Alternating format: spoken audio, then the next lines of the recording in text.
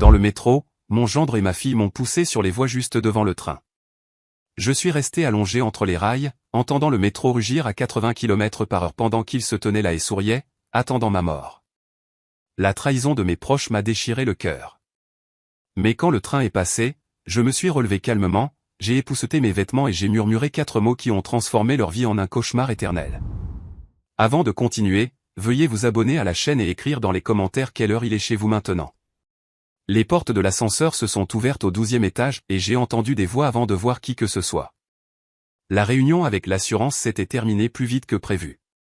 Car Michael avait signé sans les marchandages habituels, alors j'étais revenu au bureau avec 90 minutes d'avance ce mardi après-midi de janvier.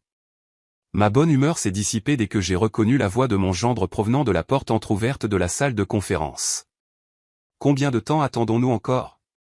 Il a 62 ans. Ça pourrait durer encore une décennie. Je me suis arrêté net. Le porte-document en cuir sous mon bras m'a soudain semblé lourd. Il a construit cet endroit. Tu sais qu'il ne se retirera jamais volontairement. C'était Catherine, ma fille. Sa voix avait cette impatience cassante qu'elle tenait de sa mère. Je me suis reculé dans le renfoncement de l'ascenseur, caché de la vue, mais assez proche pour entendre la réponse de Wesley. Alors nous devons accélérer le calendrier. Il y a des options légales. La porte de la salle de conférence s'est refermée partiellement, étouffant le reste. J'ai saisi des fragments. S'assurer que tout se transfère en douceur quand. Les mots m'ont frappé comme une douche froide.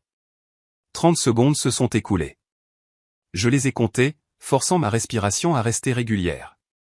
Puis j'ai marché vers la salle de conférence d'un pas délibéré, mes semelles en cuir annonçant ma présence sur le sol poli.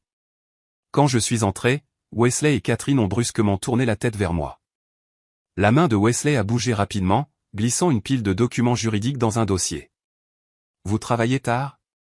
Je pensais que vous étiez déjà partis tous les deux. » J'ai gardé une voix désinvolte, conversationnelle. Wesley s'est repris en douceur, juste en train de revoir les projections du T4, quelques tendances inquiétantes. Quelque chose qui nécessite mon attention immédiate? Rien d'urgent. On en discutera à la réunion de jeudi. J'ai hoché la tête, remarquant que Catherine n'osait pas croiser mon regard. Le dossier Kraft était posé entre eux comme une pièce à conviction sur une scène de crime. Quoique j'ai interrompu, ils savaient tous les deux que j'avais entendu quelque chose, et nous avons tous fait semblant du contraire. 2 heures plus tard, j'étais assis en face de Wesley dans la salle à manger des cadres au 15e étage. Le soleil de janvier filtrait à travers les baies vitrées, dur et froid. Catherine nous avait rejoints, picorant sa salade, tandis que Wesley se lançait dans ce qu'il pensait probablement être un argumentaire prudent. L'industrie évolue rapidement. Une direction plus jeune apporte une perspective nouvelle. J'ai coupé mon steak méthodiquement, gardant mes mains stables. Je me suis adapté à chaque changement en 30 ans. Qu'est-ce qui rend celui-ci différent? Sans vouloir vous offenser, mais les méthodes traditionnelles ne fonctionnent plus. Vous êtes... Il a fait une pause, cherchant une formulation diplomatique. Vieux, vous pouvez le dire. Établi, figé dans vos habitudes. L'entreprise a besoin d'espace pour évoluer. J'ai posé ma fourchette délibérément, le petit cliquetis contre la porcelaine marquant un changement dans la conversation. Mon testament est clair. Après ma mort, tout revient à Catherine. Géré par vous. D'ici là, je dirige cette entreprise. Wesley se pencha en avant, envahissant l'espace de l'autre côté de la table. Sa voix se fit plus basse, plus dure. Ce n'est pas suffisant. Nous avons besoin du contrôle maintenant. Besoin ou envie? Sa mâchoire se crispa. Le masque prudent qu'il portait s'est légèrement fissuré. Vous faites une erreur. S'accrocher trop fort finit par tout casser. J'ai maintenu un contact visuel constant. Vous me menacez, Wesley?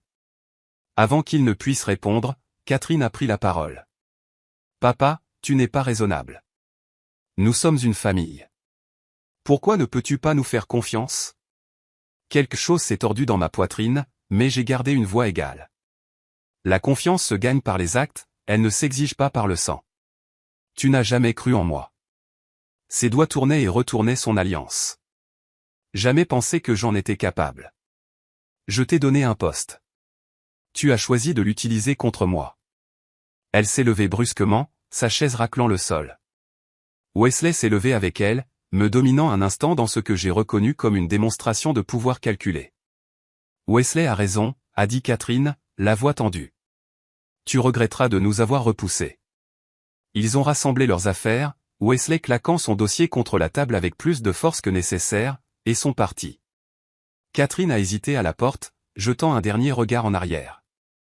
Quelle que soit la culpabilité qui a vacillé sur son visage, elle a rapidement disparu lorsque Wesley a appelé son nom depuis le couloir. Je suis resté seul à table. Mon café avait refroidi. À travers les fenêtres, la ville s'étendait sous nous, indifférente au petit drame qui se jouait au 15e étage. Une sirène d'ambulance a retenti quelque part loin en bas, se fondant dans le bruit général. 30 ans à construire quelque chose de réel, et ils voulaient qu'on le leur remette comme des clés de voiture.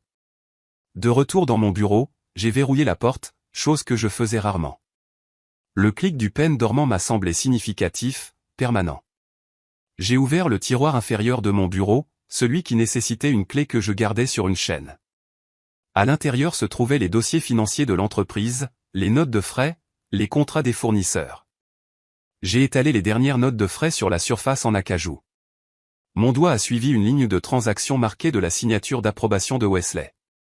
Med Supply Solutions, des montants allant de 3 000 à 8 000 $, récurrents chaque mois. J'ai sorti mes contrats fournisseurs, les feuilletant jusqu'à trouver les fournisseurs d'équipements médicaux que nous utilisions depuis des années. Med Supply Solutions n'y figurait pas. Les chiffres ne correspondaient à aucun contrat que j'avais autorisé. Des montants assez petits pour passer inaperçus lors d'un examen superficiel, mais assez importants pour s'accumuler avec le temps. Je me suis adossé à mon fauteuil, le cuir craquant. Cette conversation que j'avais surprise n'était pas une simple plainte. C'était une manigance. Accélérer le calendrier. Option légale. Qu'est-ce qu'il préparait exactement avant que je n'interrompe? Je pensais connaître ma fille. Je pensais avoir bien formé Wesley, l'avoir intégré dans l'entreprise, lui avoir donné des opportunités. Je m'étais trompé sur les deux. Ma main reposait sur un dossier portant le logo du groupe Ellis Healthcare. Ma création, bâtie à partir de rien en 3 décennies. La lumière hivernale déclinait maintenant, projetant de longues ombres sur le bureau. J'ai regardé les photographies encadrées sur mon mur. Cérémonie d'inauguration, récompense communautaire, conférence médicale.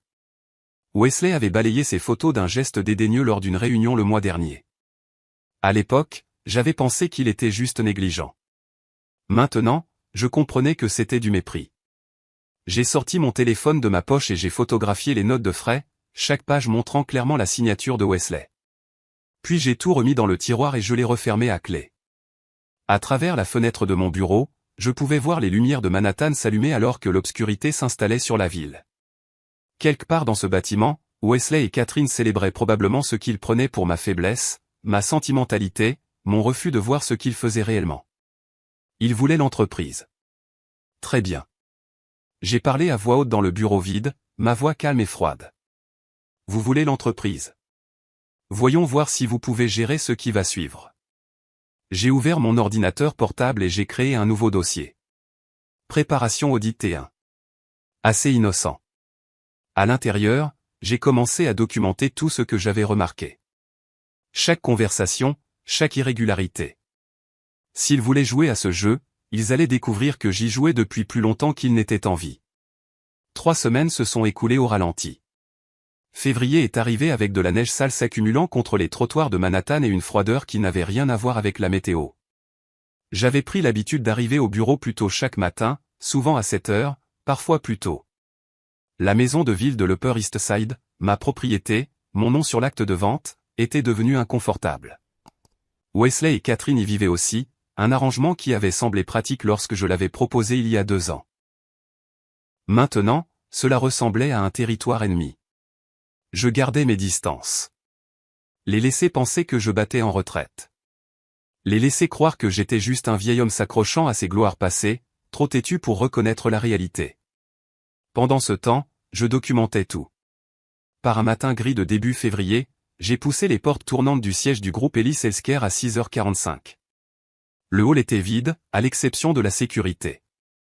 J'ai pris l'ascenseur jusqu'au 12e, m'attendant au silence habituel d'un bureau pas encore réveillé. Au lieu de cela, les lumières brillaient dans la salle de conférence principale. À travers les parois de verre, j'ai vu Wesley debout en bout de table, ma place habituelle, s'adressant à 3 de nos directeurs de clinique. Sandra Chen n'était pas parmi eux, ce qui était notable car elle était ma directrice des opérations la plus fiable depuis une décennie. Je n'ai pas hésité. Je suis entré directement dans la salle de conférence. La conversation s'est arrêtée au milieu d'une phrase. L'expression de Wesley a vacillé. Surprise, puis agacement, puis ce masque lisse et professionnel qu'il portait si bien. Réunion matinale. J'ai gardé un ton neutre, presque agréable. Initiative que je mène, a dit Wesley. Il n'a pas bougé du bout de la table. Je ne voulais pas vous déranger avec les détails. Les 3 directeurs de clinique semblaient mal à l'aise. Marcus Washington, qui était avec moi depuis le début, fixait son bloc-notes. Toute réunion impliquant mes directeurs de clinique nécessite mon approbation. J'ai laissé chaque mot atterrir clairement. Nous discutons simplement d'améliorations opérationnelles, rien qui n'affecte la stratégie. Je me suis tourné vers les directeurs. J'attends des notes complètes sur mon bureau d'ici 1 heure. Ils ont hoché la tête, évitant le regard furieux de Wesley. Je suis parti sans un mot de plus, mais j'avais fait passer mon message. Quoi que Wesley leur ait dit sur les changements organisationnels à venir et la nouvelle structure hiérarchique, ils comprenaient maintenant que je n'allais nulle part. Ce soir-là, je suis rentré à la maison de ville plus tard que d'habitude. Le manteau de Catherine était accroché dans le couloir, mais quand j'ai appelé, elle n'a pas répondu. J'ai trouvé un mot sur le comptoir de la cuisine, de son écriture. Travaille tard. Ne m'attends pas, elle était à la maison. J'avais vu sa silhouette passer devant la fenêtre du couloir à l'étage. J'ai monté les escaliers jusqu'à mon bureau privé, la pièce que j'utilisais depuis des décennies, remplie de revues médicales et de photographies de familles de temps meilleurs. La porte était ouverte. Wesley était assis à mon bureau. Des papiers étalés sur la surface, utilisant mon espace sans permission. C'est mon bureau, Wesley. Il n'a pas levé les yeux immédiatement, me faisant attendre. Quand il a finalement levé les yeux, il n'y avait aucune excuse dedans. J'avais juste besoin d'espace pour travailler. Je pensais que tu serais au bureau plus longtemps. C'est ma maison. Mon bureau privé. Techniquement, c'est la maison de famille. Il a fait un vague geste vers les murs. Nous vivons tous ici. J'ai senti ma mâchoire se crisper. Mon nom sur l'acte de vente dit le contraire. Il a rassemblé ses papiers lentement, prenant délibérément son temps. En passant devant moi dans l'embrasure de la porte, il s'est arrêté. Tu devrais vraiment réfléchir à ce dont nous avons discuté. Ça n'a pas besoin d'être difficile. Je n'ai pas répondu. Après son départ, j'ai regardé mon bureau. Il avait réarrangé des objets. De petits changements, mais notables. Un marquage territorial, comme un animal revendiquant son espace. Après cela, j'ai commencé à arriver au bureau avant Wesley chaque matin. J'ai commencé à enfermer des dossiers dans mon coffre-fort personnel, des documents auxquels il avait auparavant accès, j'ai changé les mots de passe des systèmes de l'entreprise, de petites mesures défensives qui, additionnées, formaient une forteresse. Mi-février, je suis resté tard, examinant les rapports financiers mensuels. Le bureau était silencieux, à l'exception du bourdonnement des bouches de chauffage et du trafic lointain. J'ai ouvert le système de suivi des dépenses, en triant par approbateur. Et voilà, encore, Med Supply Solutions. Un autre paiement, cette fois de 7800 $. J'ai vérifié les contrats d'approvisionnement, rien. Pas d'accord autorisé, pas d'appel d'offres, pas de conditions signées, mais la signature numérique de Wesley apparaissait sur chaque approbation.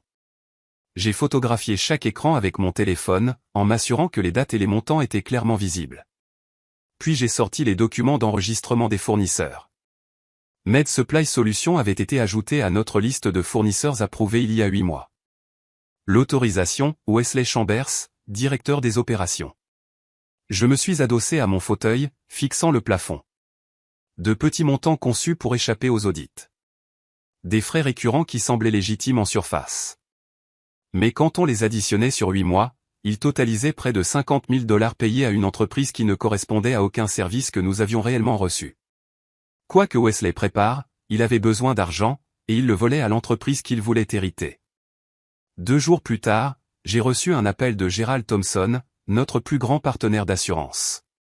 Nous travaillons ensemble depuis 15 ans, avions bâti une relation solide grâce à des performances constantes et un respect mutuel. Lemuel, content d'entendre ta voix.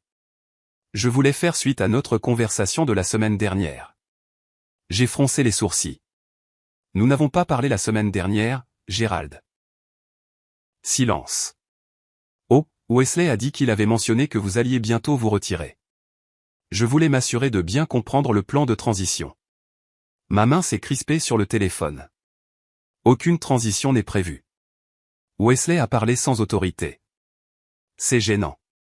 Il semblait assez certain du calendrier. Je vais régler ça en interne. Notre partenariat reste inchangé. Après avoir raccroché, je suis resté assis à regarder le mur de mon bureau. Wesley ne se contentait plus de me saper en privé. Il disait activement à nos partenaires que je partais, créant le récit avant que la réalité n'ait une chance d'interférer. Je l'ai trouvé dans son bureau 1 heure plus tard.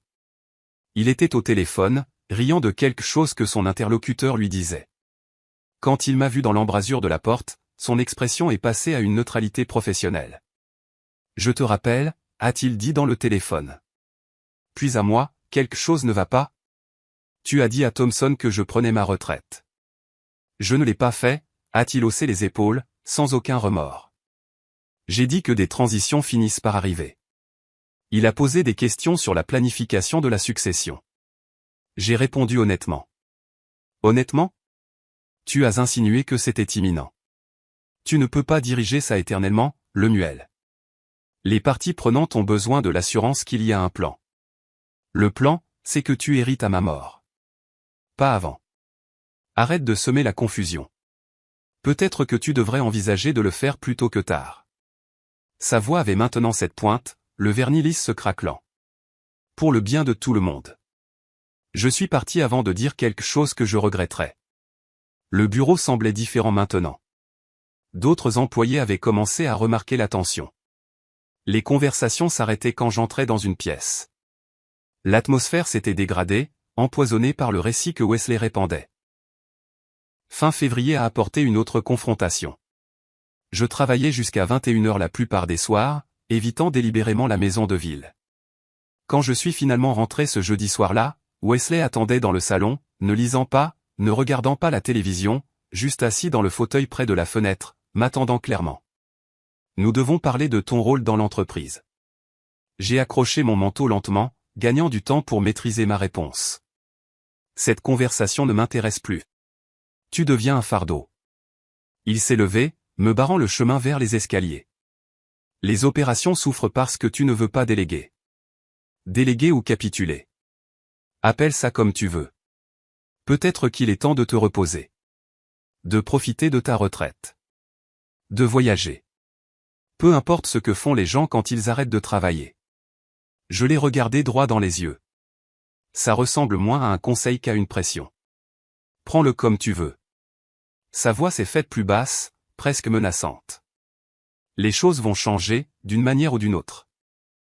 Catherine est apparue dans le couloir à ce moment-là, attirée par nos voix fortes. Elle s'est tenue à côté de Wesley, pas entre nous.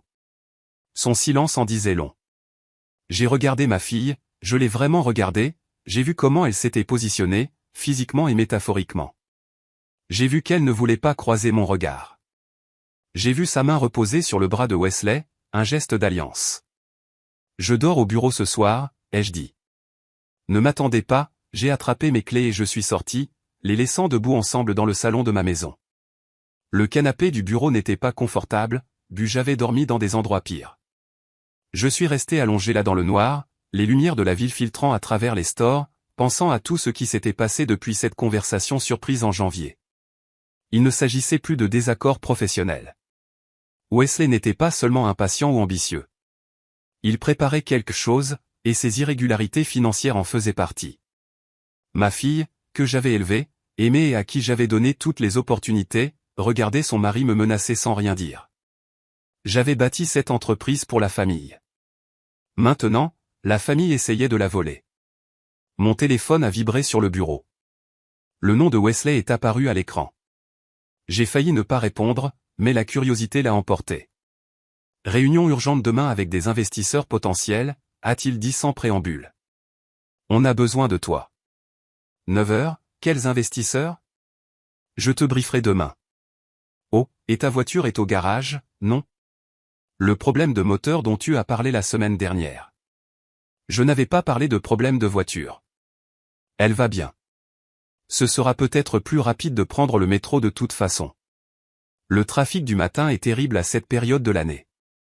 La ligne verte jusqu'à la 42e devrait y amener directement.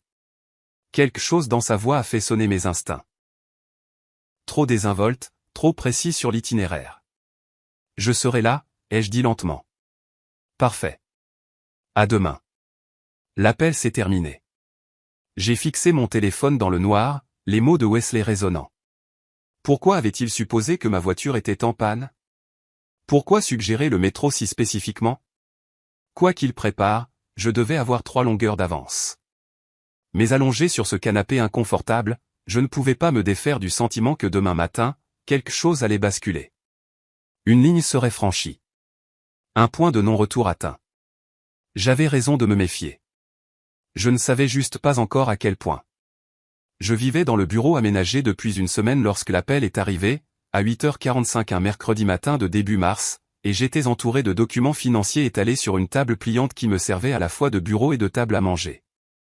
L'appartement était temporaire, impersonnel, juste un endroit pour dormir pendant que je préparais mon prochain coup, loin de la maison de ville qui ne me semblait plus être chez moi. Le nom de Wesley a clignoté sur l'écran de mon téléphone. J'ai failli ne pas répondre. Nous avons un problème sérieux. Sa voix portait une urgence fabriquée. United Healthcare se retire. J'ai posé mon café avec précaution. Quoi? Nous venons de renouveler ce contrat en janvier. Leur équipe d'évaluation des risques a trouvé des problèmes. Ils sont au bureau maintenant et exigent de vous parler personnellement. Quel genre de problème? Des problèmes de conformité, des questions opérationnelles. Je n'ai pas de détails. Ils veulent le propriétaire. Personne d'autre ne fera l'affaire. Il a fait une pause. Viendrez-vous ou non? Chaque instinct me disait que c'était faux, mais le scénario était assez plausible pour que j'enquête. United Healthcare représentait 30% de notre chiffre d'affaires. S'il menaçait vraiment de résilier. Je prends la voiture. Je suis là dans 20 minutes. Tu n'as pas regardé le trafic. La FDR est complètement bloquée. Un semi-remorque renversé près de la 96e rue. J'ai ouvert l'application de trafic sur mon téléphone. Il avait raison. Une ligne rouge continue s'étendait le long de l'autoroute. Comment le sais-tu? J'ai juste essayé de partir pour une réunion. J'ai fait demi-tour. C'est un cauchemar. On n'y arrivera jamais en voiture. Itinéraires alternatifs? Il nous faudra au moins 40 minutes. Nous n'avons pas 40 minutes. Prends le métro. La ligne de Lexington va directement au bureau. La logique était solide. Je détestais être manœuvré, mais le temps comptait si cette crise était réelle. Où est-ce qu'on se retrouve? Station de Lexington Avenue, 63e rue. Je serai là dans 10 minutes. J'ai attrapé ma veste et je suis parti, verrouillant la porte à double tour par habitude. La marche jusqu'au métro a pris 5 minutes. Wesley attendait déjà en haut des escaliers, les mains enfouies dans les poches de son manteau, se balançant d'un pied sur l'autre. Belle matinée pour un mois de mars, a-t-il dit en s'approchant. On se croirait presque au printemps. Je n'ai pas répondu à la conversation de politesse. Nous sommes descendus dans la station ensemble, avons passé nos cartes de métro et nous sommes dirigés vers le quai en direction du centre-ville. En milieu de matinée, il y avait moins de monde qu'à l'heure de pointe, peut-être 8 passagers dispersés le long du quai. Wesley a maintenu un flot de conversation sur les préoccupations des investisseurs et les termes du contrat, mais je regardais son visage plus que je n'écoutais ses mots. Il clignait trop des yeux. Sa main n'arrêtait pas d'aller et venir de la poche de sa veste. Le sourire qu'il arborait semblait répéter. Nous avons marché vers le milieu du quai, loin des autres passagers qui attendaient. Wesley nous a guidés avec de subtiles touches sur mon coude, nous positionnant près de la bande d'avertissement jaune au bord. Le panneau numérique s'est mis à jour. Prochain train, 2 minutes. Est-ce que Sandra confirme que ces investisseurs sont légitimes, ai-je demandé. Bien sûr, elle est avec eux en ce moment. Ils ont apporté des documents. Quels sont leurs noms? Je veux savoir qui je rencontre. Il a marqué une pause, juste une fraction de seconde. Henderson et je crois Martinez. Sandra a les détails. Tu n'as pas pris leur nom? C'est arrivé vite. Elle s'occupe du protocole. Un grondement lointain a résonné du tunnel. J'ai regardé dans la gorge sombre du métro. En voyant la première lueur des phares qui approchaient, Wesley est devenu silencieux, vérifiant à nouveau son téléphone. Quand je l'ai regardé, son expression avait subtilement changé. Moins animée, plus concentrée. Le quai a commencé à vibrer. Le vent a traversé le tunnel en avant du train, soulevant des détritus et des débris sur le béton.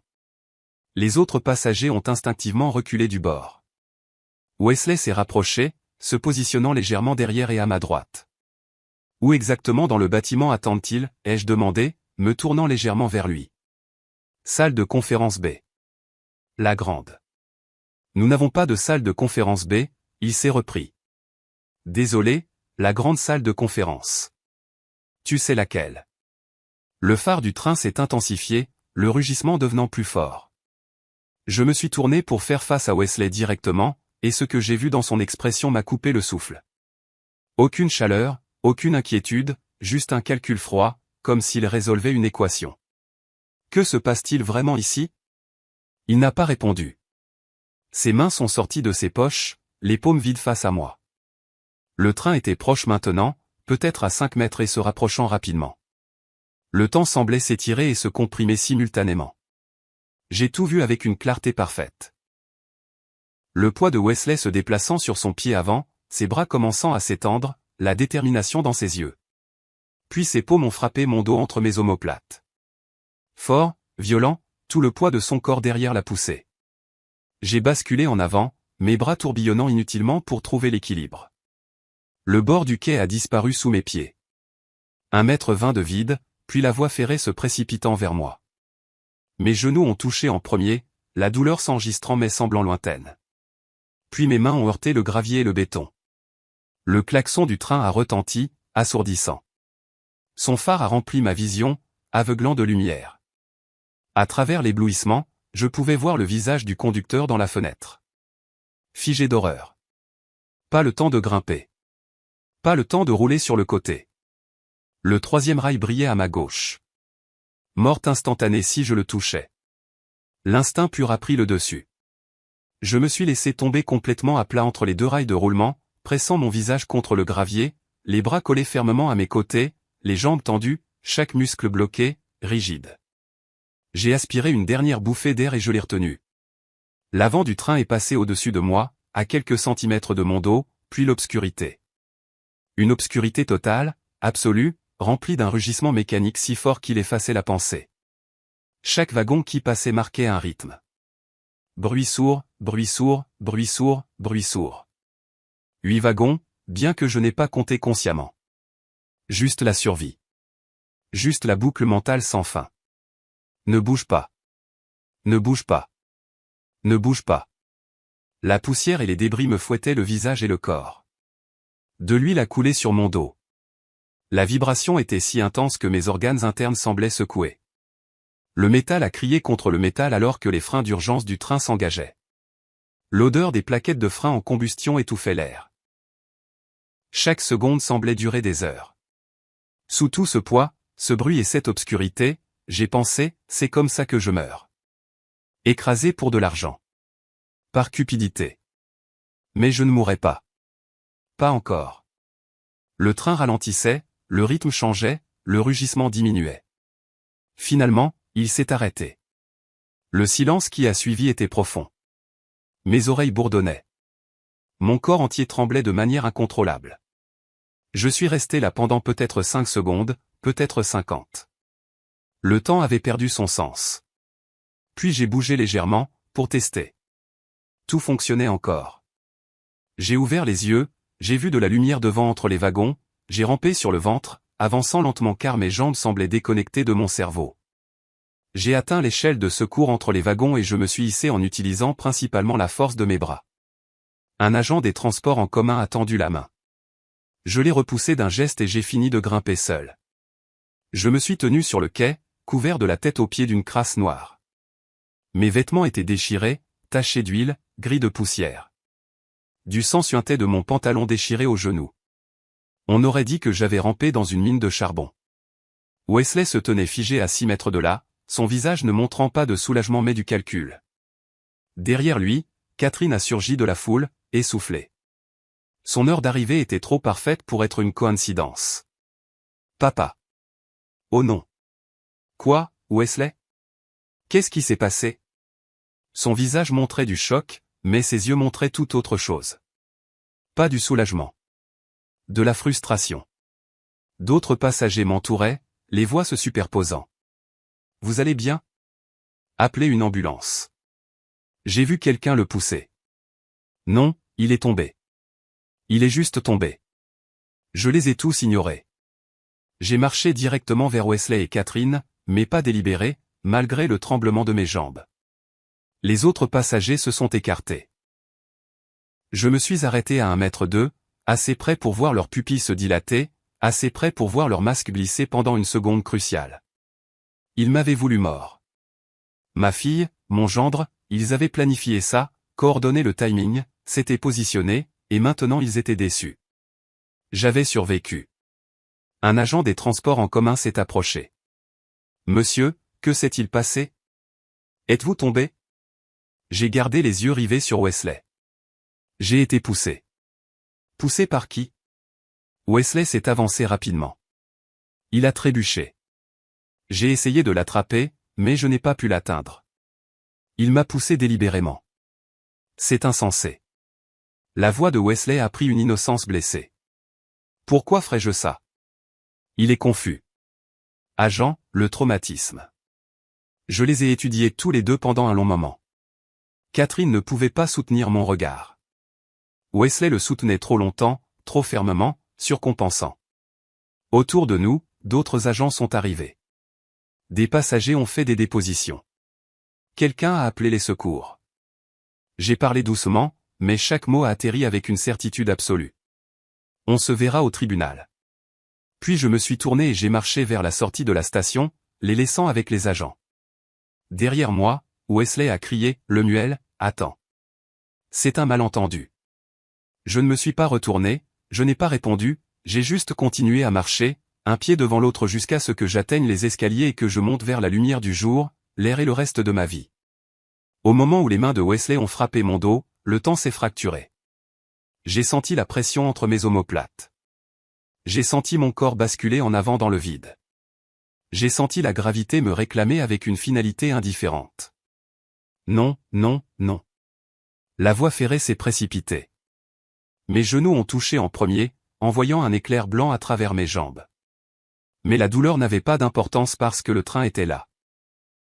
Phare aveuglant, klaxon hurlant, bête de métal fonçant à 50 km/h. À 3 mètres. 2 mètres, 1 mètre. À plat. Allonge-toi à plat. J'ai vu le 3e rail à ma gauche. Cette barre d'apparence innocente transportant assez d'électricité pour arrêter mon cœur instantanément. La mort à ma gauche. La mort fondant d'en haut. La survie seulement dans l'espace de 45 cm entre les rails de roulement. Centre. Reste. Au centre. Mes mains ont heurté le gravier. J'ai roulé brièvement sur le dos. J'ai vu le dessous du train, ses entrailles mécaniques et ses roues grinçantes dans du métal strié d'huile. Je me suis retourné sur le ventre, les bras collés aux côtés, les jambes tendues, le visage tourné sur le côté contre la voie, créant le plus petit profil possible. L'avant du train est passé au-dessus de moi. Puis l'obscurité a tout englouti. Le rugissement a effacé la pensée, l'identité, tout sauf le mantra primitif. Ne bouge pas. Ne bouge pas. Ne respire pas. N'existe pas. Le dessous du train était à quelques centimètres de mon dos. J'ai senti sa chaleur. J'ai senti l'huile brûler. J'ai goûté la poussière de métal. Le passage de chaque wagon se marquait. Bruit sourd, bruit sourd, bruit sourd, bruit sourd. Des débris me fouettaient le visage. Quelque chose d'humide. De l'huile ou du liquide de frein a coulé sur mon cou. La vibration a fait claquer mes dents, a secoué mes organes, a semblé desserrer les articulations de mon squelette. Combien de wagons? Combien de temps? Combien de temps encore? Mes poumons brûlaient pour de l'air, mais j'ai gardé la bouche fermement fermée, respirant par petites gorgées entre les dents serrées. Mes mains se sont agrippées au gravier, non pas pour la stabilité physique, mais pour un ancrage psychologique, quelque chose de réel, quelque chose qui prouvait que j'existais encore. Le train freinait. Je l'ai senti à travers les rails pressés contre mes flancs. Le métal criant contre le métal, l'odeur des plaquettes de frein brûlées se mélangeant à l'huile, à la poussière et à ma propre sueur.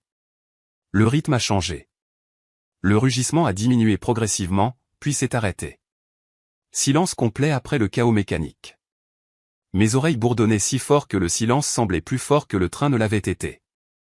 Je suis resté figé, craignant qu'un mouvement ne redémarre tout, que le train ne reparte en avant et ne m'écrase finalement. Tester le corps, un membre à la fois. Les doigts se sont recroquevillés, les orteils se sont fléchis, les bras ont bougé, les jambes se sont légèrement pliées aux genoux. Tout fonctionnait encore. J'étais entier. J'étais vivant. Mon gendre a essayé de me tuer. J'ai ouvert les yeux. Devant, à peut-être 5 mètres, j'ai vu de la lumière entre les wagons. J'ai rampé vers elle sur le ventre, me tirant avec mes coudes car mes jambes étaient devenues de l'eau. La distance semblait infinie. Finalement, j'ai atteint l'échelle de secours et j'ai attrapé le barreau le plus bas. Ne bougez pas, restez là. On arrive. La voix d'un agent des transports en commun d'en haut. Je viens à vous. Ma voix est sortie rauque, écorchée. Je me suis hissé en utilisant principalement la force de mes bras. Mes jambes tremblaient tellement qu'elles pouvaient à peine supporter mon poids. Main après main, barreau après barreau, j'ai grimpé pour remonter sur le quai. L'agent a tendu la main pour m'aider.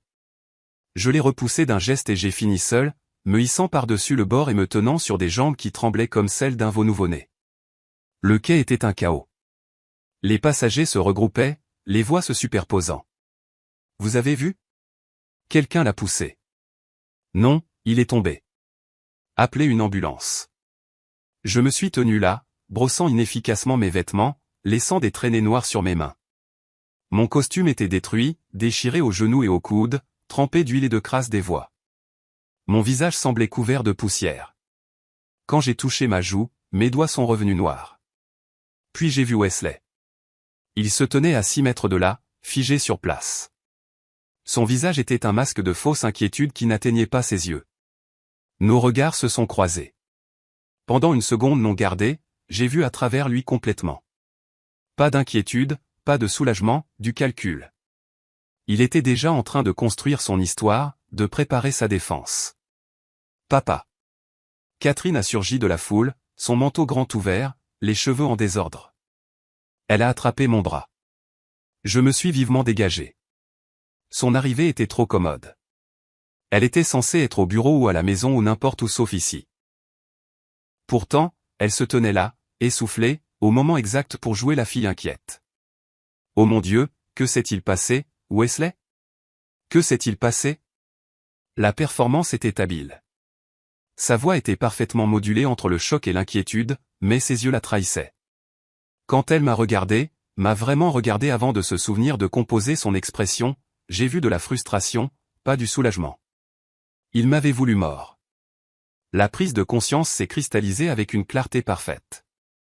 Ce n'était pas une impulsion soudaine de Wesley, un moment de rage. C'était planifié, coordonné. La fabrication de la réunion urgente, le rapport de trafic qu'il avait attendu, la position spécifique sur le quai, l'arrivée chronométrée de Catherine pour assister au tragique accident. Un agent des transports en commun a traversé la foule. « Monsieur, êtes-vous blessé? Que s'est-il passé? » J'ai gardé les yeux sur Wesley. J'ai été poussé. Poussé par qui? Wesley a bougé rapidement, sa voix prenant une innocence blessée. Il a trébuché. J'ai essayé de l'attraper mais je n'ai pas pu l'atteindre. Le train arrivait si vite. Il m'a poussé. Ma voix était stable malgré l'adrénaline qui inondait encore mon système. Délibérément. C'est insensé. Wesley a écarté les mains dans une confusion impuissante. Pourquoi ferais-je ça? Agent, il est confus. Le traumatisme de ce qui vient de se passer. Catherine s'est jointe à lui. Papa, s'il te plaît. Tu as besoin de soins médicaux. Tu es en état de choc. Tu es là, lui ai-je dit. Comme c'est pratique. Je venais vous retrouver tous les deux. Je viens juste d'arriver. J'ai vu. Elle a de nouveau tendu la main vers moi. Timing parfait. D'autres agents sont arrivés. Les passagers ont offert des récits contradictoires. J'ai vu quelqu'un derrière lui. Non, il était seul. Je crois qu'il a perdu l'équilibre. Quelqu'un l'a certainement poussé. Les caméras du quai avaient connu des problèmes intermittents. Wesley avait probablement arrangé ça aussi. Au milieu de tout ce chaos, je suis resté parfaitement immobile, étudiant les deux personnes que j'avais le plus aimées au monde. Ma fille, qui avait choisi l'argent plutôt que le sang, mon gendre, qui venait d'essayer de m'assassiner en plein jour. Ils se tenaient ensemble, physiquement proches, unis contre moi. La transformation qui s'était construite depuis janvier a atteint son apogée à ce moment-là. Non plus père, ni patron, ni victime, mais stratège, chasseur, quelqu'un planifiant une destruction systématique. J'ai marché lentement vers eux. Les agents et les passagers ont formé un cercle, observant. Je me suis arrêté à 1 mètre de là, assez près pour voir chaque micro-expression sur leur visage. La mâchoire de Wesley était serrée. Catherine tournait son alliance. Tous deux attendaient mon prochain mouvement. J'ai regardé Wesley, puis Catherine, puis de nouveau Wesley. J'ai laissé le silence s'étirer jusqu'à ce qu'il devienne inconfortable. Puis j'ai parlé assez doucement pour qu'ils aient à tendre l'oreille. On se verra au tribunal. Je me suis retourné et j'ai marché vers la sortie de la station. Lemuel, attends, a appelé Wesley après moi. C'est un malentendu. On doit en parler. Je ne me suis pas retourné, je ne l'ai pas reconnu, j'ai juste marché d'un pas ferme vers les escaliers. Chaque pas m'éloignant du quai et me rapprochant de quelque chose de nouveau, de concentré, de dangereux. Derrière moi, j'ai entendu les agents demander à Wesley et Catherine de rester pour des questions supplémentaires. J'ai entendu les passagers se disputer encore sur ce qu'ils avaient vu. J'ai entendu la confusion générale qui rendrait une affaire criminelle presque impossible à prouver. Mais une affaire criminelle n'était pas ce à quoi je pensais. J'ai monté les escaliers jusqu'au niveau de la rue et j'ai émergé dans la lumière froide du soleil de mars. Mes mains tremblaient, non pas de peur, mais d'une rage contenue. J'ai sorti mon téléphone, j'ai fait défiler mes contacts jusqu'à ce que je trouve le nom dont j'avais besoin. Gerald Morrison, avocat. Mon doigt a plané au-dessus du bouton d'appel. C'était le point de décision. Appeler l'avocat, et tout changeait. Cela devenait la guerre. La guerre totale. J'ai appuyé sur appeler. 3 sonneries. Puis Gerald Morrison. Gerald, c'est Lemuel Ellis. J'ai besoin de te voir immédiatement. Mon gendre vient d'essayer de me tuer et je vais le détruire. Silence sur la ligne. Puis, viens à mon bureau. Je libère mon après-midi. J'ai raccroché et j'ai commencé à marcher. J'avais mal aux genoux. J'avais mal au dos. J'étais couvert de saleté et j'avais probablement l'air d'un fou. Mais mon esprit n'avait jamais été aussi clair. Il voulait l'entreprise. Il m'avait voulu mort pour l'avoir. Maintenant, je leur montrerai ce que signifiait échouer à un meurtre tout en révélant ses véritables intentions. La clinique d'urgence a pris 40 minutes. Une infirmière a nettoyé les éraflures sur mes genoux et ma tempe, a appliqué des pansements, a vérifié une éventuelle commotion. Le médecin a demandé comment j'avais eu des débris de voix dans les cheveux. Je lui ai dit la vérité. Il m'a regardé comme si j'avais survécu à quelque chose d'impossible. Vous avez de la chance d'être en vie. Je sais. En début d'après-midi, j'étais assis en face de Gerald Morrison dans son bureau de Midtown.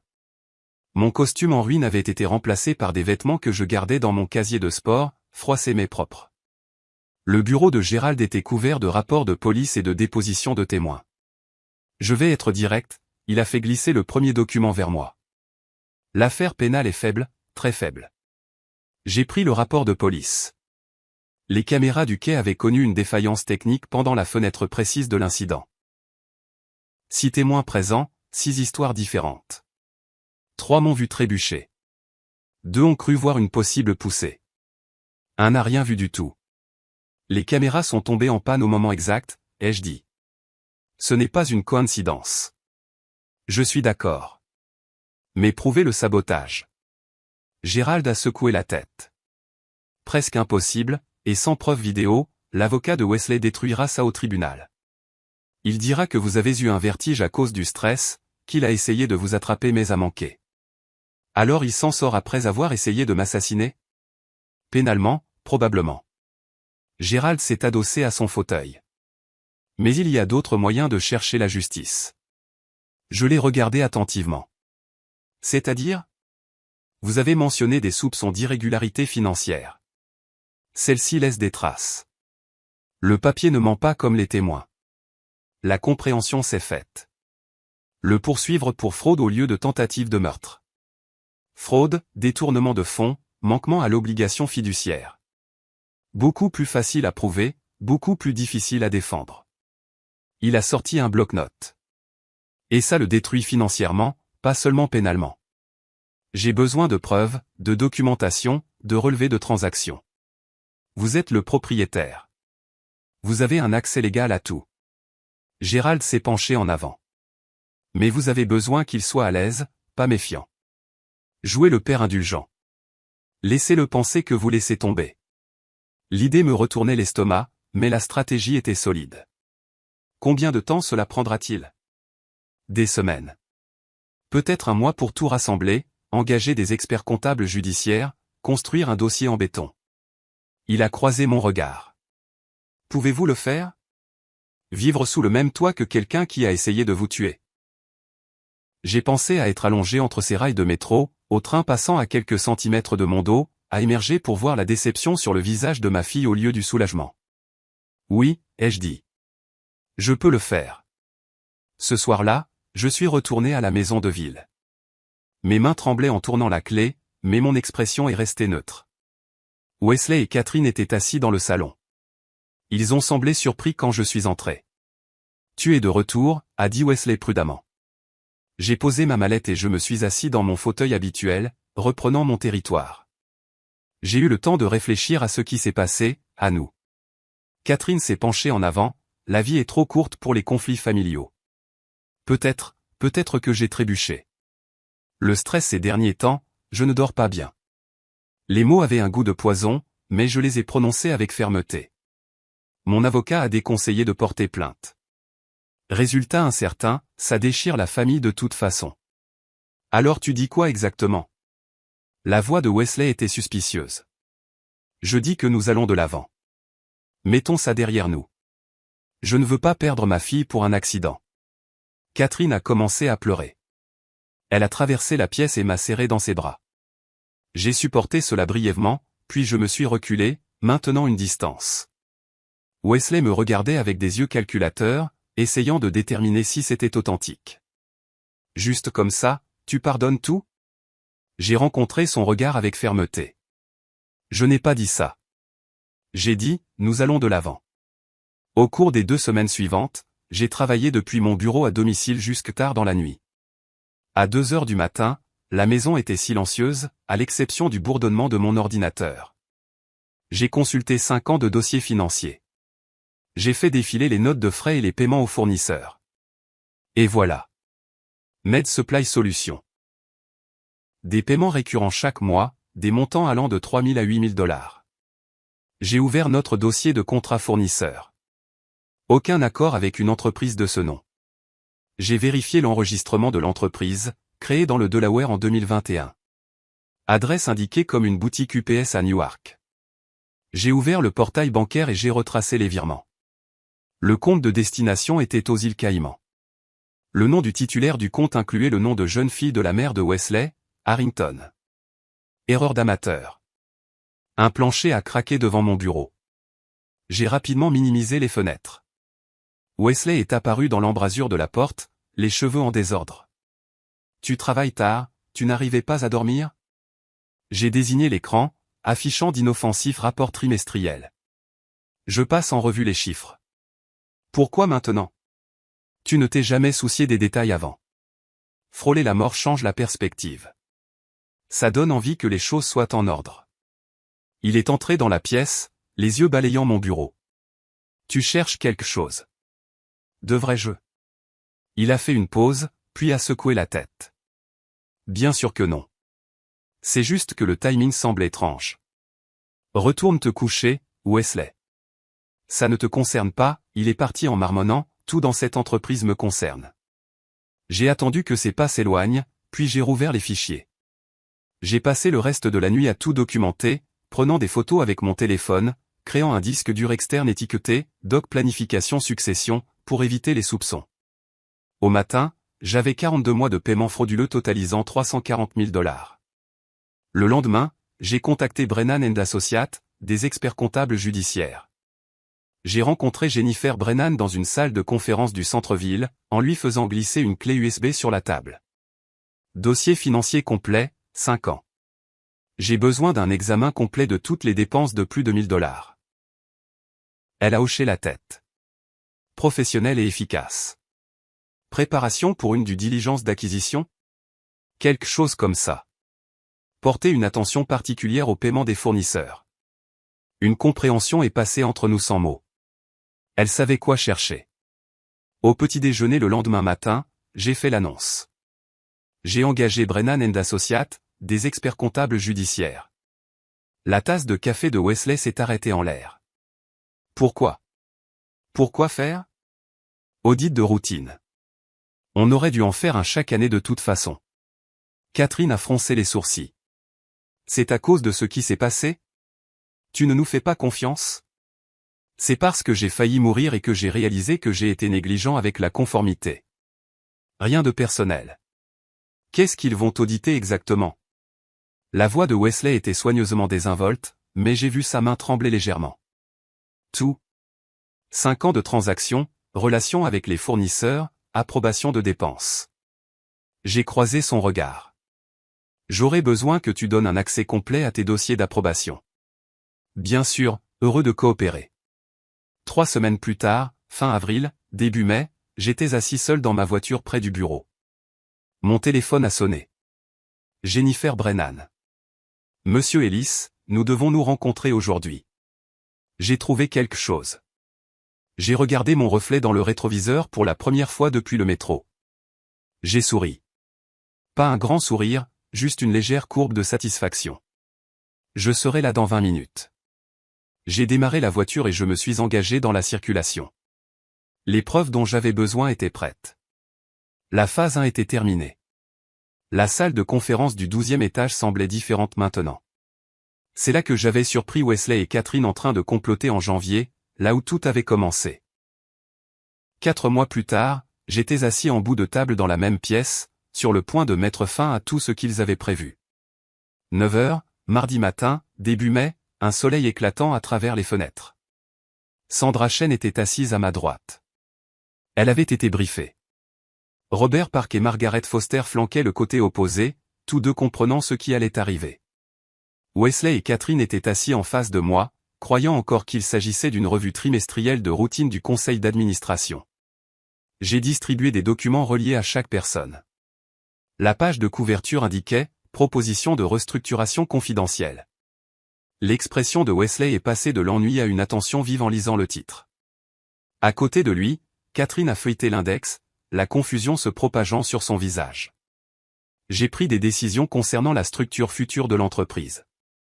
Ma voix était formelle, une annonce commerciale froide, pas une discussion familiale.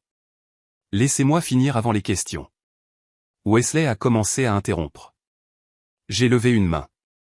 Il a fermé la bouche, la mâchoire serrée. Avec effet immédiat, j'ai créé une nouvelle entité, Ellis Medical Solutions LLC. 4 cliniques seront transférées à cette nouvelle société, Upper East Side, Midtown Financial District et Brooklyn Heights. Je suis passé à la page 3. Ces emplacements représentent environ 65% du chiffre d'affaires total. J'ai vu le visage de Wesley s'assombrir alors qu'il traitait les implications. Les principaux contrats d'assurance seront transférés à Ellis Medical Solutions, United Healthcare, Aetna, Blue Cross. Sandra Chen sera la directrice des opérations de la nouvelle entité. Sandra a hoché la tête une fois, confirmant. La société d'origine, Ellis Healthcare Group, conservera 4 emplacements et les relations fournisseurs existantes. Wesley et Catherine, vos postes restent au sein d'Ellis Healthcare Group. Wesley s'est levé si vite que sa chaise a basculé en arrière, s'écrasant contre le sol. Vous ne pouvez pas faire ça. C'est du sabotage. Du dépouillement d'actifs illégal. C'est tout à fait légal. Robert Park a fait glisser un document sur la table. Avis juridique ci-joint. Monsieur Ellis détient 100% du capital de l'entreprise. Il a le droit absolu de restructurer. Je vais vous poursuivre en justice. Injonction contre le transfert d'actifs. Vote d'urgence du Conseil. Margaret Foster a interrompu calmement. Le Conseil n'est que consultatif. Aucun pouvoir de vote. Cette restructuration est entièrement dans les droits du propriétaire. Le visage de Wesley est devenu rouge foncé. Il s'est penché sur la table, pointant du doigt les documents. Cette entreprise nous était promise. Votre testament régit l'héritage après la mort. Je suis vivant. Je suis resté assis, les mains à plat sur la table. Je peux restructurer comme je le souhaite. Catherine a commencé à pleurer. Elle a tendu la main sur la table, essayant de saisir la mienne. Je me suis reculé, maintenant une distance physique. Papa, s'il te plaît, ne nous fais pas ça. Nous sommes une famille. La famille a essayé de me tuer. Tu te souviens? C'était un accident. Tu as dit que tu nous avais pardonné. J'ai dit que nous irions de l'avant. Ceci, s'est avancé séparément. Wesley a frappé du poing sur la table, faisant sauter les verres d'eau. Il ne reste rien. Ces cliniques sont à peine rentables. Alors vous devrez gérer efficacement. J'ai regardé ma montre. Dédaigneux. Bonne pratique. Comment sommes-nous censés survivre avec ça? La voix de Catherine s'est élevée, les larmes coulant. J'ai croisé son regard directement. De la même manière que j'ai survécu allongé entre les rails du métro. Débrouillez-vous. Wesley a attrapé les documents et est sorti en trombe. Catherine l'a suivi. La porte a claqué assez fort pour faire trembler le cadre. Sandra a expiré lentement. Il a fallu du courage. Il a fallu des maths. Les chiffres ne mentent pas sur qui a volé. J'ai rassemblé mes affaires. Nous finaliserons la logistique du transfert cet après-midi. Je veux que tout soit opérationnel d'ici 2 semaines. Ce soir-là, je suis retourné à la maison de ville pour la dernière fois en tant que résident. J'ai traversé les pièces méthodiquement, n'emballant que ce qui m'appartenait uniquement.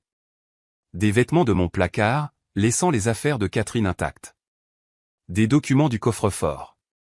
Des photos de la jeune Catherine avant Wesley, laissant les photos de mariage là où elles étaient accrochées. Wesley m'a trouvé dans la chambre principale, une valise ouverte sur le lit. Tu nous mets dehors? Ta propre fille? J'ai plié une chemise avec précision. Ma maison, ma décision. 30 jours et le préavis légal requis. Je lui ai tendu une enveloppe. Il l'a déchirée. A lu l'avis d'expulsion. Où sommes-nous censés aller? Ce n'est pas mon problème. Trouvez un appartement. Utilisez votre salaire d'Ellis Healthcare Group. Quel salaire? Sans ces contrats, il n'y a pas de revenu pour la paix. J'ai posé l'avis d'expulsion sur la commode. Alors réduisez les dépenses, donnez la priorité à la gestion de base. Catherine est apparue dans l'embrasure de la porte. Je n'arrive pas à croire que tu fais ça. Je n'ai pas levé les yeux de mes bagages. Je n'arrive pas à croire que tu te tenais sur ce quai en souriant pendant que je frôlais la mort. Elle n'a pas eu de réponse à cela. Ils ont tous les deux regardé pendant que je descendais des boîtes et que je les chargeais dans le coffre de ma voiture. J'ai enlevé mes clés de maison du porte-clés et je les ai posées sur le comptoir de la cuisine. Wesley a brièvement bloqué la porte. Je suis passé sans m'arrêter. L'appartement demeurait il était spartiate.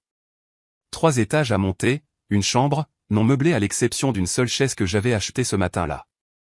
J'ai monté les boîtes seul dans les escaliers, les disposant en rangées nettes le long du mur. J'ai ouvert les stores. Vue différente de la maison de ville. Pas de jardin, pas d'intimité, mais dégagé, honnête. Je me suis assis dans la chaise en mangeant un dîner à emporter pendant que mon téléphone vibrait à plusieurs reprises avec des appels et des SMS de Wesley. Je les ai tous ignorés. L'appartement résonnait quand je marchais. L'espace vide semblait plus propre que des pièces remplies contaminées par la trahison. 10 jours passèrent. La nouvelle entreprise fonctionnait sans problème. Sandra gérait les opérations quotidiennes pendant que je me concentrais sur la planification stratégique. L'ancienne entreprise luttait, exactement comme prévu. Wesley passait des appels désespérés aux fournisseurs, essayant de négocier de meilleures conditions sans aucun levier. Catherine travaillait tard, essayant d'équilibrer des budgets qui ne s'équilibraient pas. J'étais dans mon nouveau bureau, examinant les projections financières avec Sandra, quand mon assistante a frappé. « Monsieur Ellis, il y a un huissier ici. Des documents juridiques pour vous. » L'enveloppe était épaisse. Je l'ai ouverte, debout dans l'embrasure de la porte. Wesley et Catherine avaient intenté un procès contestant la restructuration, demandant une injonction, alléguant un manquement à l'obligation fiduciaire et des mauvais traitements envers une personne âgée. 15 pages d'allégations arguant que j'étais mentalement incompétent, agissant par malveillance, violant des promesses implicites. J'ai lu toute la plainte sans m'asseoir. Quand j'ai fini, j'ai regardé Sandra. Ils se défendent. Qu'est-ce qu'on fait? Je me suis permis un léger sourire, le premier authentique depuis des semaines. Nous contre-attaquons. Mettez Morrison au téléphone. Elle a immédiatement attrapé son portable. J'ai marché jusqu'à la fenêtre, regardant Manhattan qui s'étendait dans toutes les directions. Wesley pensait que c'était une question d'entreprise, d'argent, de contrôle et d'héritage. Il n'avait toujours pas compris. Ce n'était pas une question d'affaires.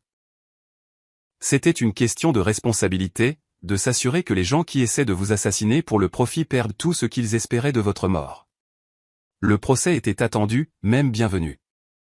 Il ouvrait la porte à la communication des pièces, aux dépositions, à la mise au jour de tout dans le dossier public.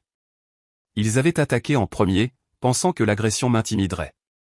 Ils venaient de commettre une grave erreur. La voix de Morrison est venue par le haut-parleur. J'ai entendu dire qu'il passe à l'artillerie lourde. Bien, ai-je dit. Cela rend la phase 2 plus facile. Il est temps de leur montrer ce que nous avons trouvé dans l'audit. Morrison a étalé le procès sur sa table de conférence. 47 pages d'accusations, chacune plus absurde que la précédente. J'étais assis en face de lui, lisant des sections, secouant parfois la tête. Ils prétendent que vous avez fait des promesses orales de transférer l'entreprise. Morrison a surligné un passage avec un marqueur jaune. Peuvent-ils le prouver?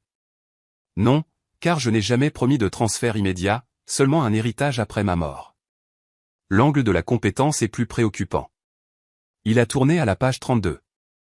Il demande une évaluation psychologique ordonnée par le tribunal, citant un comportement erratique post-traumatisme. J'ai levé les yeux brusquement. Sur la base de quoi? L'incident du métro. Votre collecte de documents par la suite, qu'il qualifie de paranoïaque. La restructuration, qu'il qualifie de vengeance impulsive. Il a croisé mon regard. Ce sont des tactiques désespérées, mais un juge pourrait accorder une évaluation juste pour être minutieux. Je passerai leurs tests, je les réussirai tous. C'est le plan. Mais cela signifie des semaines de rendez-vous, plusieurs médecins, des frais de justice qui s'accumulent pendant que nous attendons les résultats. Il a sorti une calculatrice. Vulkman & Associates facture agressivement. Comptez $40 000 par mois juste pour vous défendre contre leur requête. Le chiffre ne m'a pas choqué. Je m'attendais à une guerre financière. Facturez-moi. Je ne négocierai pas, audience d'urgence dans une semaine. Il demande une injonction immédiate pour suspendre toutes les opérations commerciales en attendant le procès. Je me suis adossé à mon fauteuil. Ils ne l'obtiendront pas. Je possède l'entreprise. Pas d'actionnaire à protéger. D'accord. Mais nous devons nous présenter, argumenter, répondre à chaque requête qu'ils déposent. Chaque comparution coûte de 8 000 à 15 000 $. Morrison a fermé le document. Il compte sur la pression financière pour forcer une négociation. Laissez-les compter. La semaine suivante a apporté la première comparution au tribunal. J'étais assis à une table, Wesley et Catherine à une autre à 6 mètres de là. Nous ne nous sommes pas parlé, ne nous sommes pas reconnus au-delà d'une évaluation froide lorsque le juge est entré. L'avocat de Wesley a soutenu que je détruisais la valeur de l'entreprise par une restructuration malveillante. Morrison a répliqué que les droits de propriété étaient absolus.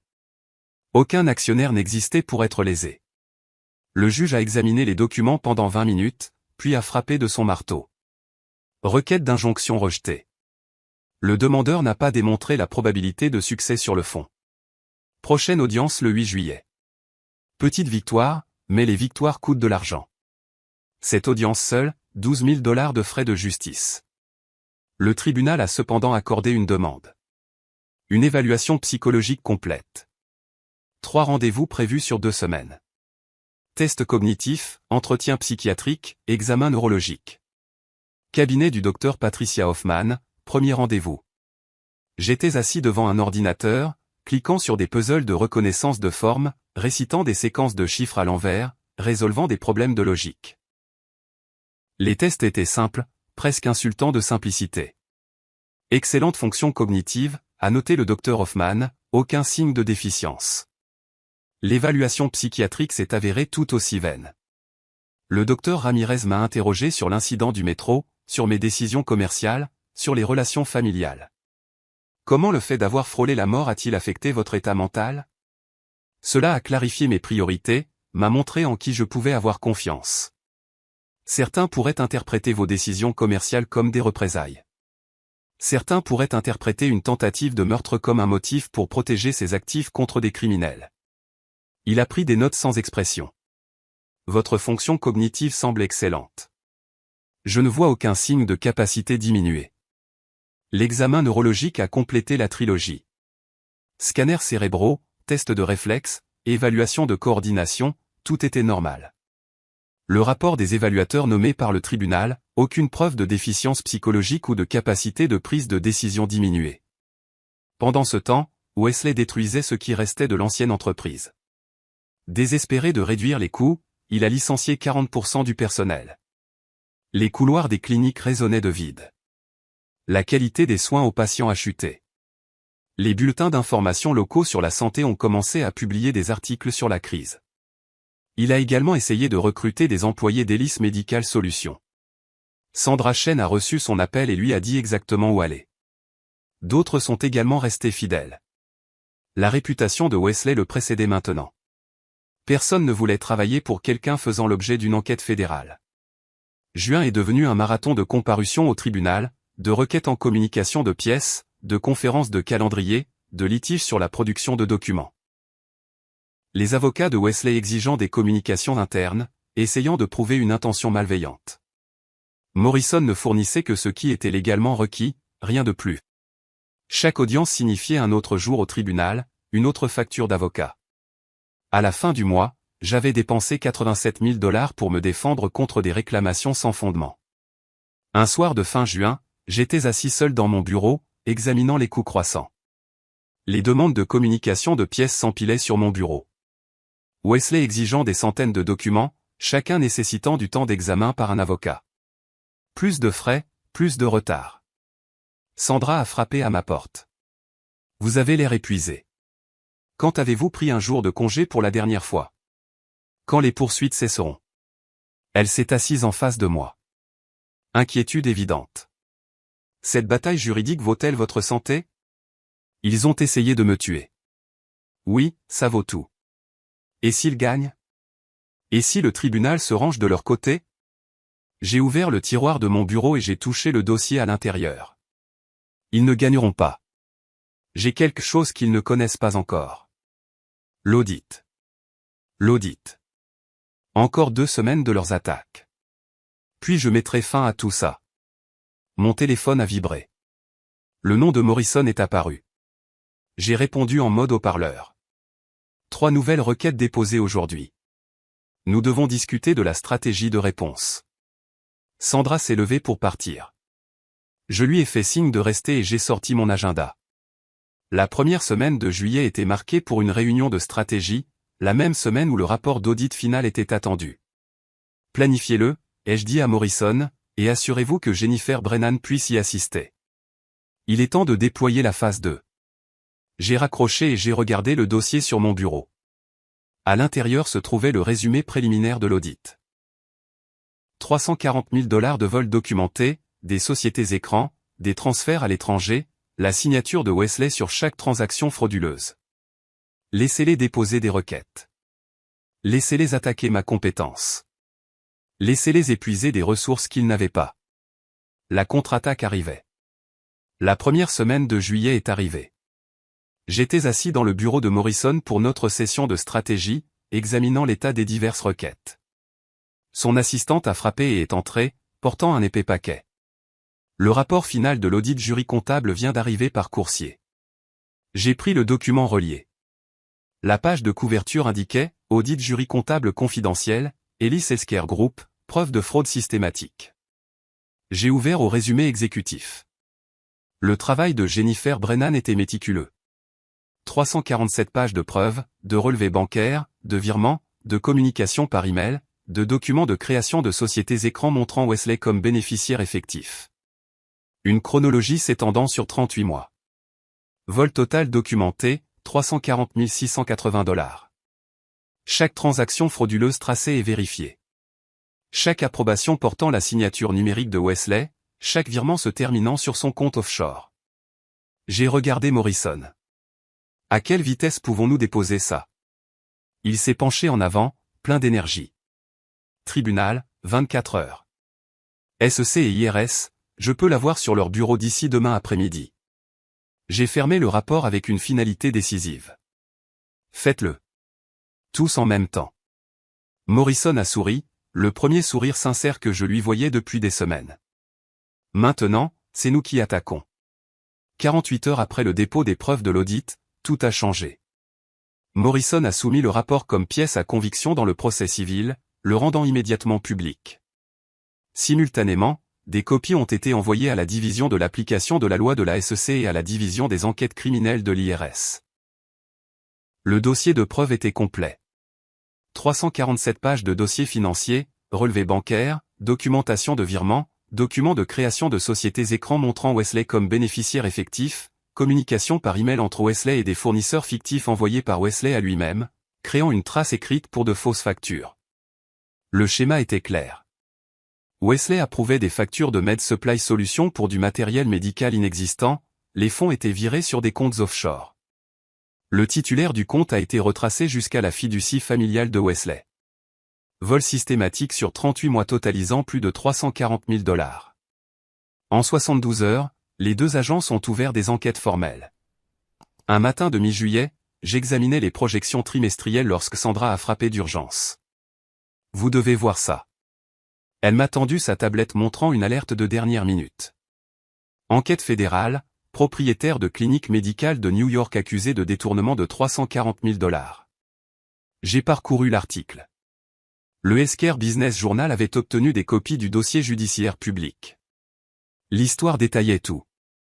Les conclusions de l'audit, les sociétés écrans, la fraude systématique de Wesley, des citations de sources proches de l'enquête, probablement des procureurs construisant un dossier public.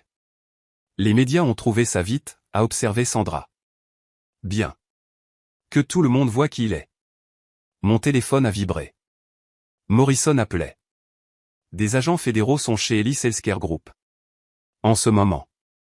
L'enquêteur de la SEC Marcus Chen et l'agente des enquêtes criminelles de l'IRS Rebecca Torres. Ils saisissent des dossiers. Je me suis levé, marchant vers ma fenêtre. De l'autre côté de la ville, le monde de Wesley s'effondrait. Au bureau de l'ancienne entreprise, Wesley était assis à son bureau, examinant des documents de licenciement lorsque la réceptionniste du hall l'a appelé. Il y a des agents fédéraux ici pour vous voir.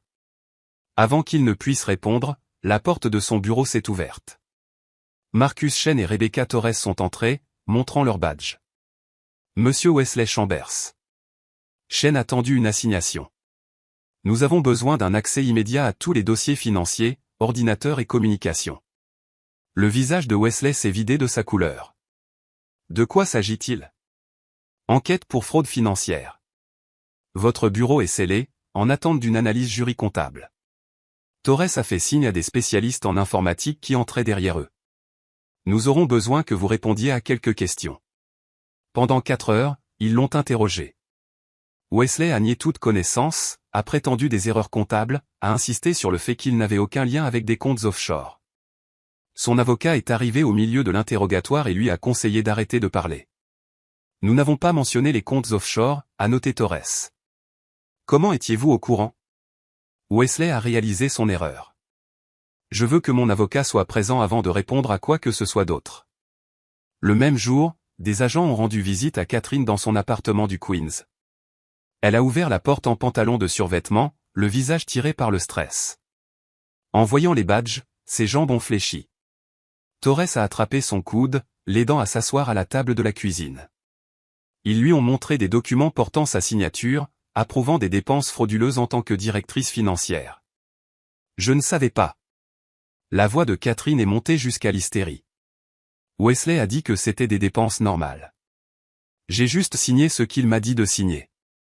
C'est une défense pour le procès, a dit Chen d'un ton neutre. Pour l'instant, vous êtes une personne d'intérêt dans une enquête criminelle. Je peux passer un accord, témoigner contre lui? Torres a échangé un regard avec Chen. Ce n'est pas notre décision. Le bureau du procureur des États-Unis gère les accords de coopération, mais vous devriez immédiatement engager un avocat. 2 jours plus tard, Wesley a essayé d'utiliser un distributeur automatique. Transaction refusée. Il a appelé sa banque, en attente pendant 15 minutes. Monsieur Chambers, votre compte a été gelé dans l'attente d'une enquête fédérale. Il a vérifié son application bancaire sur son téléphone. Tous les comptes affichaient un solde disponible de 0. Le compte offshore au Caïman était également gelé grâce à la coordination internationale des forces de l'ordre. Actifs totaux accessibles, rien. Ses cartes de crédit étaient au maximum à cause des frais de litige civil. Il ne pouvait pas payer son loyer, ne pouvait pas payer les honoraires de son avocat pénaliste. Catherine a fait face à une paralysie financière identique, ses comptes gelés, sa signature sur des documents frauduleux faisant d'elle une co-conspiratrice potentielle. La tempête médiatique s'est intensifiée. Le New York Post a titré « L'héritier du secteur de la santé accusé d'avoir escroqué l'entreprise de son père ». Les articles détaillaient tout. L'incident du métro, la bataille de la restructuration, la découverte de la fraude. Les réseaux professionnels ont discuté sans fin du scandale. Les partenaires d'assurance ont commencé à prendre leur distance avec Ellis Healthcare Group. La réputation professionnelle de Wesley a été détruite du jour au lendemain. Une recherche Google de son nom ne renvoyait que des articles sur le scandale. L'avocat civil de Vulkman et Weslow a contacté Morrison pour chercher un règlement. Une conférence téléphonique a été organisée. Toutes les parties, tous les avocats. Mes clients veulent discuter d'une résolution, a commencé Vulkman. Ils sont prêts à retirer toutes les poursuites. À démissionner de leur poste dans l'entreprise. À renoncer aux futures réclamations d'héritage. Morrison m'a présenté la proposition. Je l'ai rejetée immédiatement. Pas d'accord. Les poursuites pénales se poursuivent de toute façon. Monsieur Ellis. La voix de Vulkman était désespérée. Mes clients pourraient faire face à une peine de prison importante. Sûrement un peu de pitié. J'ai eu de la pitié en étant allongé entre les rails du métro. Ma voix était plate, sans émotion. Il n'en reste plus. La voix de Wesley est venue par le haut-parleur. Lemuel, s'il te plaît. J'ai fait des erreurs. Mais la prison pour des erreurs comptables? Des erreurs comptables? Tu as volé 340 000 $. Tu as essayé de me tuer. Appelle les choses par leur nom. Catherine a commencé à pleurer de manière audible. Papa, je suis désolé. Je suis tellement désolé. S'il te plaît, aide-moi. Tu te tenais sur ce quai. Tu as souri. Pas de règlement, pas de pitié. C'est terminé. J'ai déconnecté. Morrison est resté brièvement en ligne pour formaliser le rejet, puis a également raccroché. Il panique, a-t-il observé. Il devrait. Quel est le calendrier pour les accusations fédérales? Grand jury probablement dans les 60 jours. Les procureurs agissent vite. Vos preuves ont facilité leur travail. Il a consulté ses notes. Fraude électronique, blanchiment d'argent, évasion fiscale. Wesley risque potentiellement 10 à 15 ans. Et Catherine? Ça dépend si elle coopère. Si elle témoigne contre Wesley, elle pourrait obtenir l'immunité. C'est entre elle et les procureurs. Morrison m'a étudié attentivement. Vous n'êtes pas troublé par la possibilité que votre fille aille en prison. C'est une adulte. Elle a fait des choix. J'ai rencontré son regard avec fermeté. Si elle témoigne sincèrement, c'est sa décision. Je n'interviendrai pas dans un sens ou dans l'autre. Ce soir-là, mon téléphone a sonné. Un journaliste du Healthcare Business Journal. Monsieur Ellis, pouvez-vous commenter l'enquête fédérale sur votre gendre? Je coopère pleinement avec les autorités. Les preuves parlent d'elles-mêmes. Certains disent que c'est une vengeance pour un différend familial. Il s'agit de crimes financiers. L'audit a révélé une fraude systématique. Je l'ai signalé aux autorités compétentes. Pas d'autres commentaires. J'ai raccroché et j'ai ignoré les appels suivants. Laissez les médias tirer leurs propres conclusions des dossiers publics. Fin juillet, j'ai reçu un SMS de Morrison. Le bureau du procureur des États-Unis a programmé une réunion demain. Ils veulent discuter de votre coopération et du calendrier des accusations. L'avocat de Wesley les a contactés au sujet de négociations de plaidoyer. J'ai répondu, je serai là. Pas d'accord qui inclut de la clémence. J'ai posé le téléphone et j'ai regardé mon calendrier. Une date en août était encerclée. Décision du tribunal sur l'affaire de la restructuration. Tout convergeait.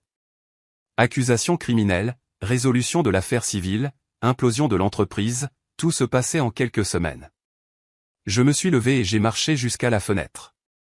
La ville s'étendait en bas, les lumières commençant à scintiller alors que l'obscurité s'installait. Quelque part là dehors, Wesley et Catherine regardaient leur vie se désintégrer. Compte bancaire gelé, accusations criminelles imminentes, réputation professionnelle détruite. Ils avaient voulu prendre ma vie et mon entreprise. Maintenant, ils n'avaient rien. Et ce n'était que le début. La fin de partie était visible maintenant, inévitable comme le lever du soleil. Tout ce que j'avais construit en 30 ans était soigneusement démantelé et séparé des criminels qui avaient essayé de le voler. Le plan s'exécutait parfaitement. Un matin de début août, j'étais assis dans la salle d'audience, attendant l'entrée du juge Whitmore. Wesley et Catherine occupaient la table de la défense à 6 mètres de là. Wesley avait l'air diminué.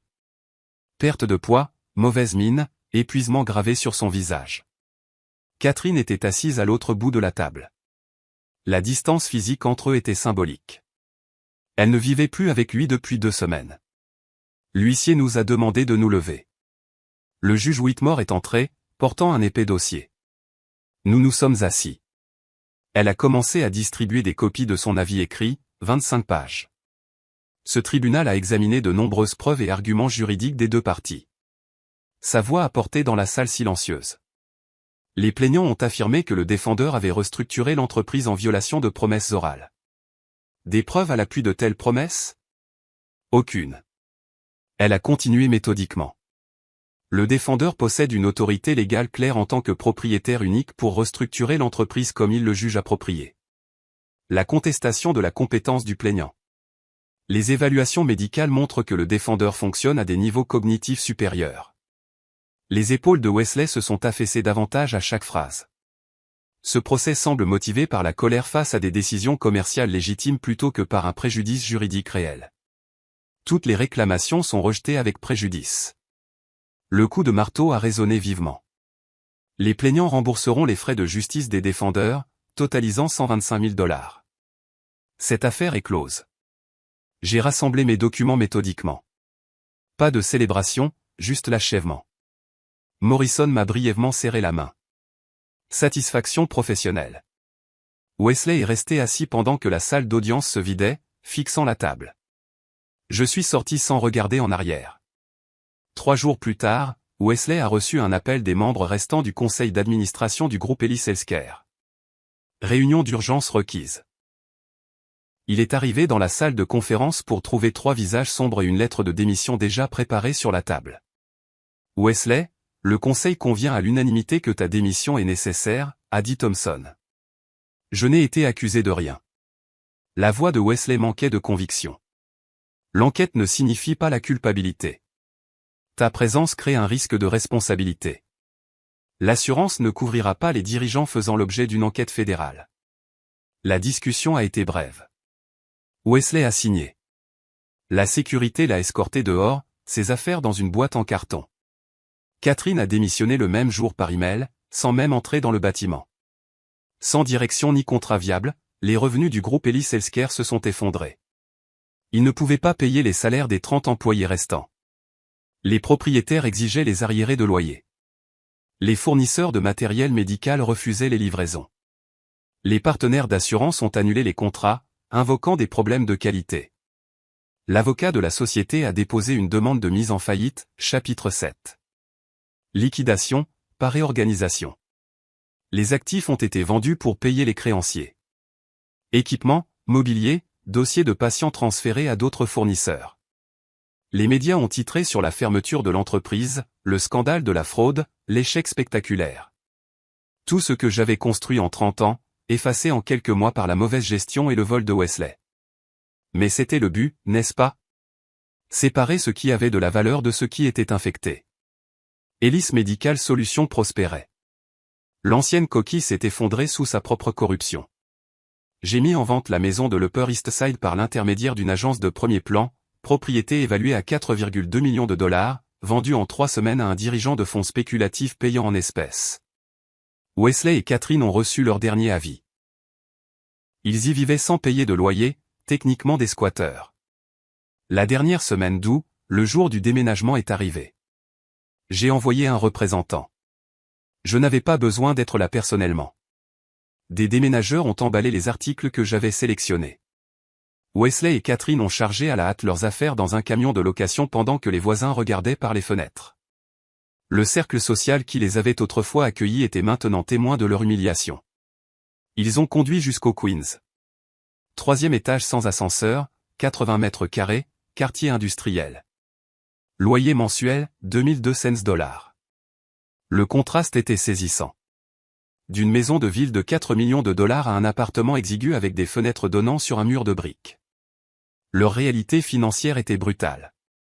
Les comptes bancaires restaient gelés.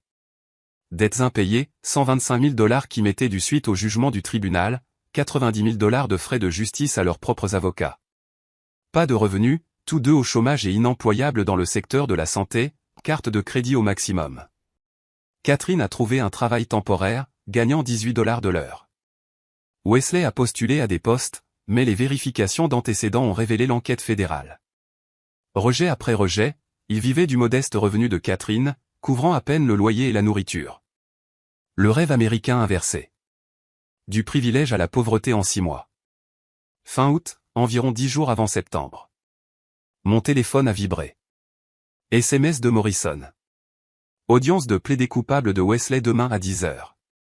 Le bureau du procureur vous invite à assister à l'audience de détermination de la peine si vous souhaitez faire une déclaration de la victime.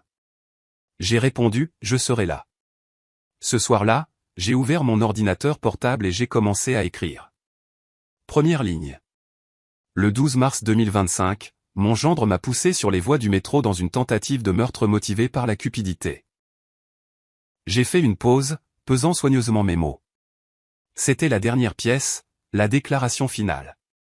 Tout avait mené à ce moment.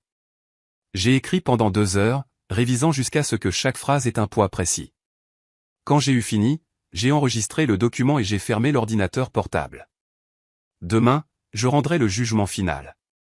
Alors ce serait vraiment fini. Le palais de justice fédéral de Pearl Street brillait sous la lumière du matin de fin août. J'ai passé la sécurité, j'ai pris l'ascenseur jusqu'au 15e étage et je suis entré dans la salle d'audience. Wesley était assis à la table de la défense avec son avocat pénaliste, portant un costume mal ajusté qui flottait sur sa silhouette décharnée. Il avait vieilli de 10 ans en 6 mois. Catherine était assise au dernier rang de la galerie, séparée de son mari. Elle ne le regardait pas. Il ne la regardait pas. Le juge Harrison est entré. Nous nous sommes levés, puis nous nous sommes assis. La formalité rituelle du système judiciaire. Monsieur Wesley Chambers, vous avez conclu un accord de plaidoyer avec le gouvernement. Est-ce exact? Oui, votre honneur. La voix de Wesley portait à peine. Comment plaidez-vous à l'accusation de fraude électronique? Coupable, votre honneur. Et pour le blanchiment d'argent?